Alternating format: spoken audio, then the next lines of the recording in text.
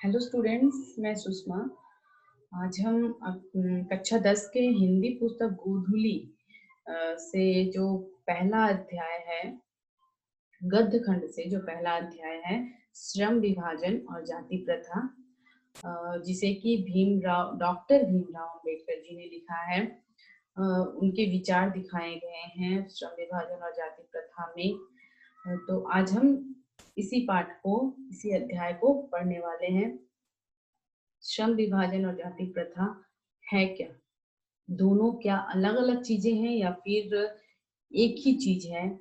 श्रम विभाजन की वजह से जाति प्रथा पर जो भी विवाद खड़े होते हैं वो श्रम विभाजन की वजह से ही है या फिर कोई और भी अलग मुद्दा है इसका? यही सब चीजें डॉक्टर भीमराव अंबेडकर जी ने अपने विचारों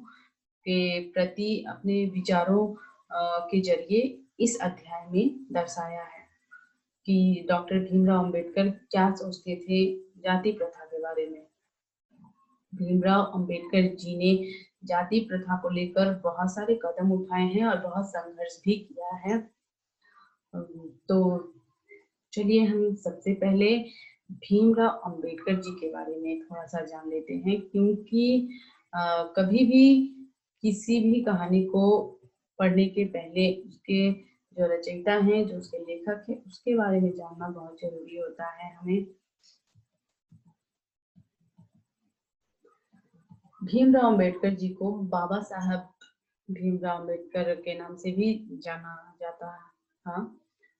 बाबा साहब के नाम से बाबा साहेब भीमराव अंबेडकर का जन्म 14 अप्रैल 1891 ईस्वी में मध्य प्रदेश में एक दलित परिवार में हुआ था, यानी कि बहुत ही छोटे वर्ग में, छोटी जाति के परिवार में हुआ था।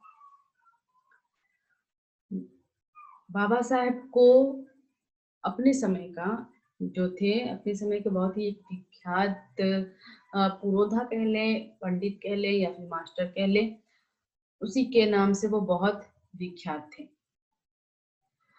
प्राथमिक शिक्षा के बाद उच्चतर शिक्षा के लिए न्यूयॉर्क गए और फिर वहां से लंदन भी गए। उन्होंने एक अर्थशास्त्री, समाजशास्त्री के रूप में भी वो सामने आए हैं और इन बहुत कम समय के लिए इन्होंने वकालत भी की है। समाज और राजनीति में बहुत ही सक्रिय भूमिका भी निभाई है इन्होंने अछूतों के लिए, स्त्रियों के लिए और यहाँ तक कि किसानों के लिए भी बहुत संघर्ष किया है। उनके अधिकारों के लिए बहुत संघर्ष किया है। इन्होंने बहुत आवाजें उठाई हैं और इनके जीवन में 3 व्यक्ति बहुत ही प्रमुख हैं जिनसे इन्हें प्रेरणा मिली, जो कि हैं बुद्ध, कबीर और ज्योतिबा फुले। ये तीनों ऐसे व्यक्ति थे जिनसे भीमराव अंबेडकर जी बहुत प्रेरित हुए। भारत के संविधान में भीमराव अंबेडकर जी की एक महत्वपूर्ण भूमिका है, क्योंकि भीमराव अंबेडकर जी एक ऐसे व्यक्ति रहे जिन्होंने दलित वर्ग के बारे में बहुत सोचा और दलित वर्गों को लेकर इन्होंने बहुत संघर्ष किया, क्योंकि ये स्वयं दलित वर्ग से थे और इसलिए इनसे अच्छा कोई भी दलित वर्ग को मतलब परिभाषित और नहीं कर सकता है। इन्होंने बहुत सारी पुस्तकें भी लिखी हैं, बहुत सारे भाषण भी दिए हैं। कुछ पुस्तकें इनकी निम्नलिखित है: the caste in India, their mechanism, genesis and development. इस तरह से इन्होंने बहुत सारी पुस्तकें लिखी और बहुत सारे भाषण दिए जगह जगह पर। और हिंदी में उनका संपूर्ण वाङ्मय भारत सरकार के कल्याण मंत्रालय से बाबा साहब अम्बेडकर संपूर्ण वाङ्मय नाम से 21 खंडों में प्रकाशित हो चुका है। इनकी मृत्यु दिसंबर 1956 ईस्वी में दिल्ली में हुई। तो इस तरह से हम एक छोटी सी टिप्पणी बाबा साहेब अम्बेडकर के पर लिख सकते हैं, याद रख सकते हैं। चलिए अब हम हमारे अध्याय की ओर बढ़ते हैं। श्रम विभाजन और जाति प्रथा।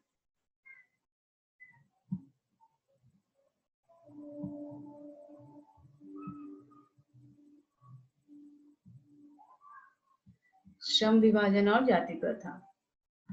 यह विडंबना की ही बात है कि इस युग में भी जातिवाद के पोषकों की कमी नहीं है। यहाँ पर कह रहे हैं भीमराव अंबेडकर जी ने अपने विचारों को व्यक्त किया है और कह रहे हैं कि यह विडंबना की ही बात है, यानी कि बहुत ही दुखजनक बात है कि इस युग में भी, आज के युग में भी जातिवाद के पोषकों की कमी नहीं है, जो कि जातिवाद को बहुत महत्व देते हैं और जातिवाद को बहुत ही एक अलग सा स्थान देते हैं। ऐसे इंसानों की भी कमी नहीं है। इसके पोषक कई आधारों पर इसका समर्थन करते हैं और जो भी जातिवाद को मानते हैं वो सभी तरह से इसका समर्थन ही करते हैं। जातिवाद का समर्थन का एक आधार यह कहा जाता है कि आधुनिक सभ्य समाज कार्य कुशलता के लिए श्रम विभाजन को आवश्यक मानता है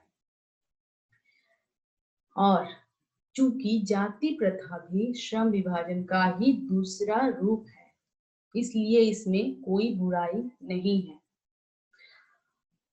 अर्थात यहाँ पर जो कहना चाहते हैं डॉक्टर भीमराव अंबेडकर जी की जो श्रम विभाजन है, यानी कि जो जूते सिलाई का जो कार्य करता है वो चमार हुआ और जो जूते पॉलिश का काम करता है और जो किसान है वो कृषक हुए। तो इस तरह से जो परंपरा चली आई है और सबको अपना अपना एक नाम दिया गया है। जो मिट्टी का काम करता है वो कुम्हार हुआ। इस तरह से जो एक अलग अलग नाम दिए गए हैं वो एक तरह से सही भी है।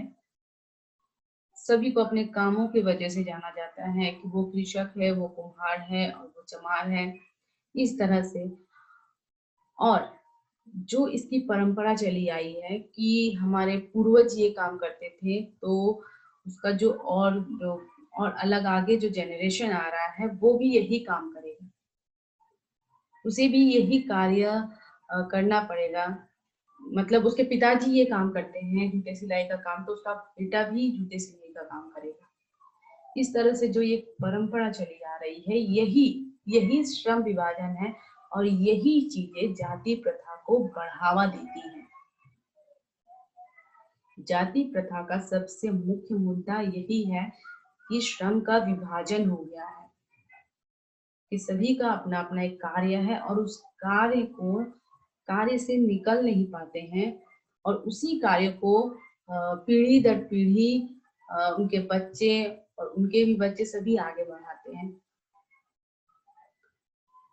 इस तर्क के संबंध में पहली बात तो यही आपत्तिजनक है कि जाति प्रथा श्रम विभाजन के साथ साथ श्रमिक विभाजन का भी रूप लिए हुए है।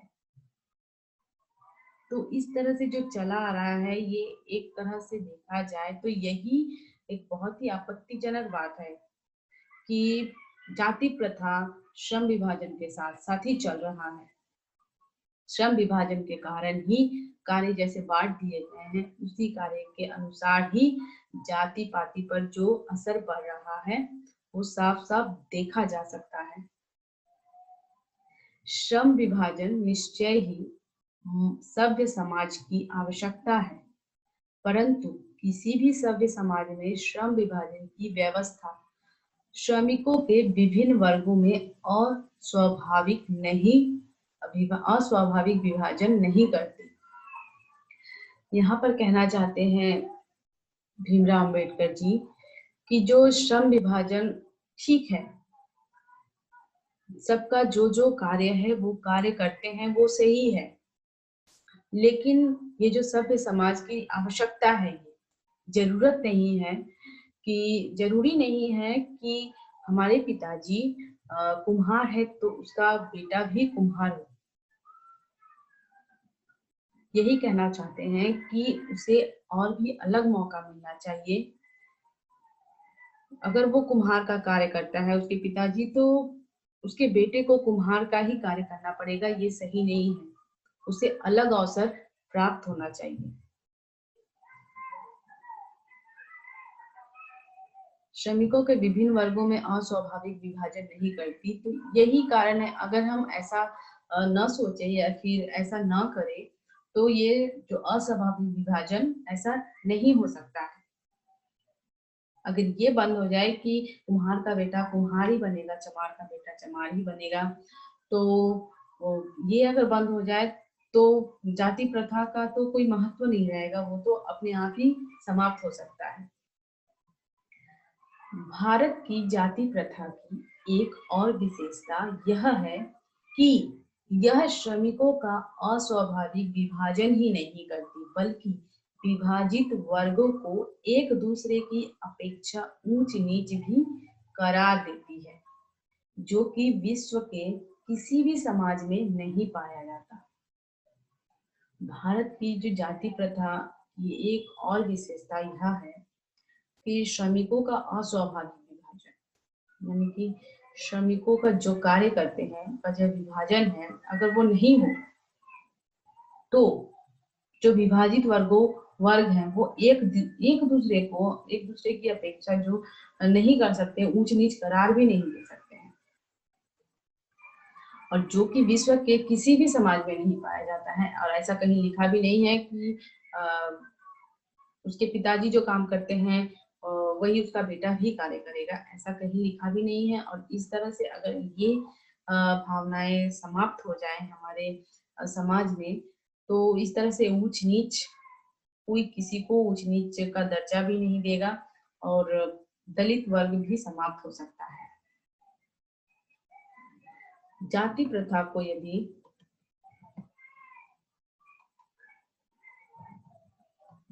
जाति प्रथा को यदि श्रम विभाजन मान लिया जाए तो यह स्वाभाविक विभाजन नहीं है,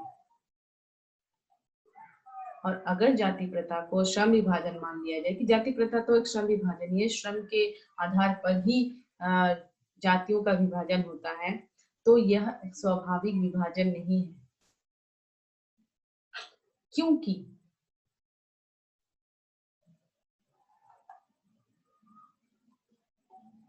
क्योंकि यह मनुष्य की रुचि पर आधारित नहीं है। क्योंकि यह मनुष्य की रुचि पर आधारित नहीं है, यानी कि सभी मनुष्यों को अपनी एक रुचि होती है कार्य करने की।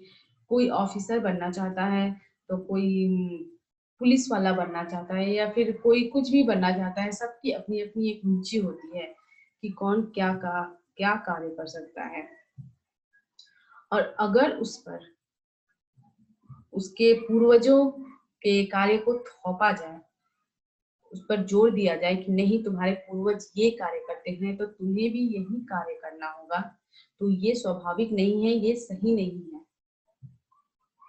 और अगर ऐसा न कर उसे दूसरा मौका दिया जाए कि नहीं, आप तो जो भी कार्य कर सकते हो, आपको जिसमें रुचि है आप वो कार्य करो, और आप जिसमें सफल हो सकते हो वो कार्य करो, तो ये मनुष्य के रुचि पर आधारित होगा। अगर मनुष्य अपनी रुचि के हिसाब से कार्य करे, कुशल व्यक्ति या सक्षम श्रमिक समाज का निर्माण करने के लिए यह आवश्यक है कि हम व्यक्तियों की क्षमता इस सीमा तक विकसित करें जिससे वह अपने पेशा या कार्य का चुनाव स्वयं कर सके। और यह आवश्यक है, एक कुशल व्यक्ति या सक्षम श्रमिक समाज का होने के लिए यह आवश्यक है कि वो अपनी रुचि के अनुसार कार्य करे, और उसे अलग अवसर देना चाहिए अपना कार्य पसंद करने का, अपनी रुचि को समझने का। तभी व्यक्ति आगे बढ़ सकता है, नहीं तो अपने पूर्वजों की तरह ही वो उसी में सिमट कर रह जाएगा। अगर उसे आगे बढ़ने का मौका न दिया जाए, अपनी रुचि के अनुसार कार्य करने का मौका न दिया जाए, तो ये सब तो एक ही जगह पे सीमित रह जाएगा,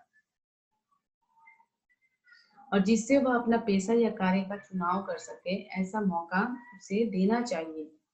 इस सिद्धांत के विपरीत जाति प्रथा का दूषित सिद्धांत यह है कि इससे मनुष्य के प्रशिक्षण अथवा उसकी निजी क्षमता का विचार किए बिना दूसरे ही दृष्टिकोण जैसे माता पिता के सामाजिक स्तर के अनुसार पहले से ही अर्थात गर्भ धारण के समय से ही मनुष्य का पेशा निर्धारित कर दिया जाता है। जैसा कि आजकल के समाज में हम बहुत सारे घरों में देखते हैं कि जब बच्चा माँ के गर्भ में होता है तभी उसके पिताजी या फिर उसकी माँ सब निर्धारित कर लेते हैं कि उसका मतलब मैं ऐसा हूँ, मैं ये काम करता हूँ तो मेरा बेटा भी यही काम करेगा। तो ये किसी भी तरह से सही नहीं है।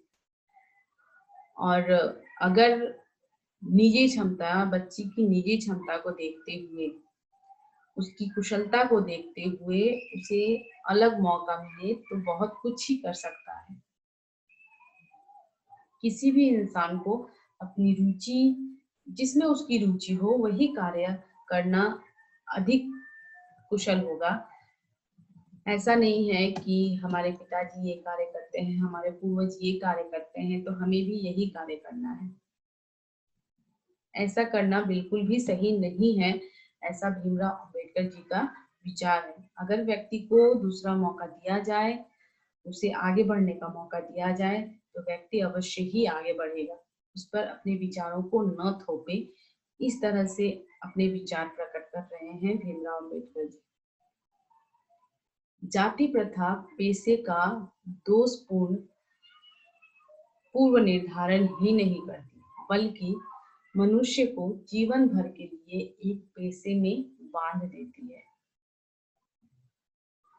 अब ये अगर हम देखें तो बिल्कुल सही बात है कि जाति प्रथा पेशे का दोषपूर्ण पूर्व निर्धारण ही नहीं करती, यानी कि जाति प्रथा के प्रति जो एक दोषपूर्ण नजरिया है लोगों का,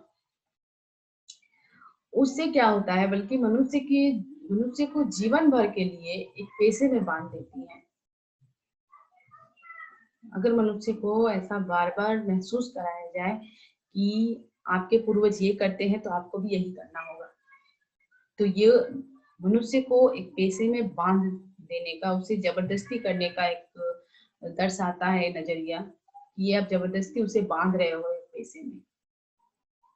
भले ही पेशा अनुपयुक्त या अपर्याप्त होने के कारण वह भूखों मर जाए और भले ही वह उस पेशे में उसे रुचि ना हो, लेकिन वो जबरदस्ती उस कार्य को करे और उसकी रुचि बिल्कुल भी नहीं है उस पेशे में और वो जबरदस्ती उस कार्य को करते हुए अगर करे और उसके बाद उस कार्य को अगर छोड़े तो उसे और कोई कार्य ही ना मिले और भले वो भूखा मर जाए, लेकिन उसे अपने पूर्वजों का ही पेशा अपनाना पड़ेगा। ऐसा कह रहे हैं, ऐसा दर्शाने की कोशिश कर रहे हैं भीमराव अम्बेडकर जी की इस तरह से ही होता है अधिकतर। आधुनिक युग में यह स्थिति प्राय आती है क्योंकि उद्योग धंधों की प्रक्रिया व तकनीक में निरंतर विकास और कभी-कभी अकस्मात परिवर्तन हो जाता है, जिसके कारण मनुष्य को अपना पेशा बदलने की आवश्यकता पड़ सकती है। यहाँ पे बता रहे हैं कि आधुनिक युग में आज का जो हमारा युग है, यह स्थिति प्राय ऐसी आती है कि उद्योग धंधों की प्रक्रिया जो हमारा जो अर्थनैतिक जो प्रक्रिया जो चल रही है उसमें निरंतर ऊंच नीच होती रहती है और जिसके कारण मनुष्य को अपना पेशा बदलने की जरूरत पड़ती है। मनुष्य को इस कार्य की, जैसे कि मनुष्य को ये कार्य कर रहा है उसमें उसे लाभ नहीं हो रहा है तो वो छोड़कर कोई अन्य कार्य करता है। ऐसी स्थिति प्राय आती ही रहती है मनुष्य के सामने और जिसके कारण मनुष्य को अपना पेशा बदलने की आवश्यकता पड़ सकती है। और यदि प्रतिकूल परिस्थितियों में भी मनुष्य को अपना पेशा बदलने की स्वतंत्रता ना हो तो इसके लिए भूखों मरने के अलावा क्या चारा रह जाता है। और यही स्थिति अगर इसी स्थिति में अगर मनुष्य अपना पैसा नहीं बदल सकता, उसे इजाजत ही नहीं है अपना पैसा बदलने की, तो ये तो उसके सामने भूख को मरने वाली ही स्थिति आ जाएगी कि वो उसे कार्य में रुचि नहीं है, उसे कोई लाभ भी नहीं हो रहा है, लेकिन फिर भी वो अपना पैसा नहीं बदल सकता। क्योंकि इसका कारण यही है कि उसका पैसा उसके पूर्वज करते हैं और ये पैसा मुझे करना ही है और यही कार्य मुझे करना है। ऐसा सोचकर वह अपना पैसा नहीं बदल सकता है, तो इसके लिए तो उसे ऐसी ही स्थिति का सामना करना पड़ेगा। हिंदू धर्म की जाति प्रथा किसी भी व्यक्ति को ऐसा पेशा चुनने की अनुमति नहीं देती है जो उसका पैतृक पेशा न हो, भले ही वह उसमें पारंगत हो। इस प्रकार पेशा परिवर्तन की अनुमति न देकर जाति प्रथा भारत में बेरोजगारी का एक प्रमुख व प्रत्यक्ष कारण बनी हुई है। और हमारे जो हिंदू धर्म में भीमराव अम्बेडकर जी बता रहे हैं कि हिंदू धर्म में जो ऐसी परंपरा है, परंपरा जो दिखाई जाती है, दर्शाई जाती है कि किसान का बेटा किसान बनेगा, तो इस वजह से जो पेशा बदलने की अनुमति नहीं है, तो ये एक बहुत ही बेरोजगारी वाला ये एक नजरिया आ जाता है कि अगर इस तरह ही होगा तो फिर इसके आगे जो कार्य है वो कौन करेगा। अगर सभी अपने पैसे को ही पकड़ कर बैठे रहेंगे तो इतने जो अवसर है, जो सरकार ने इतने अवसर निकाले हैं, उसका लाभ कौन उठाएगा।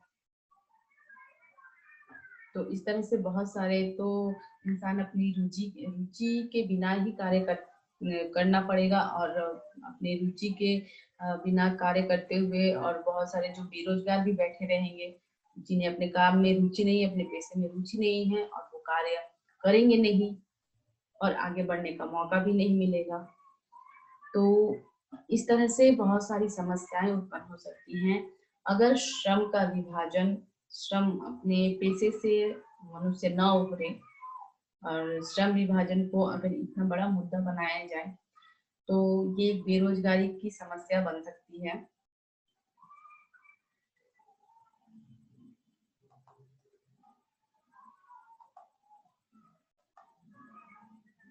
तो ये आज हमने पढ़ा जाति प्रथा और श्रम विभाजन, इसका हमने आज पहला भाग पढ़ा, जिसमें हमने किस तरह से पूर्वजों के पेशे को अपनाना और उसी पेशे को लेकर आगे बढ़ना, ये एक बहुत बड़ी समस्या पैदा कर सकती है समाज में और कर रही है क्योंकि लोग इससे आगे नहीं बढ़ सकते हैं। तो इस तरह से मनुष्य को अपने कार्यों में रुचि भी नहीं होगी और ऐसे ऐसे में बेरोजगारी भी बढ़ेगी। इसलिए सरकार ने इतने सारे अवसर निकाले हैं, उसे ध्यान में रखते हुए मनुष्य को आगे बढ़ना चाहिए। जिसमें उसकी रुचि है वही कार्य करना उसके लिए बहुत ज्यादा कुशल साबित हो सकता है। तो ये थी आज कि हमारे जो श्रम विभाजन और जाति प्रथा से संबंधित जो इसका पहला भाग आज हमने पढ़ा, और इसके जो बाकी के जो और आगे जो भाग हैं वो हम अगले वीडियो में पढ़ेंगे। पहले आप इसकी तैयारी और इसे अच्छी तरह से समझ लीजिए। तो थैंक यू।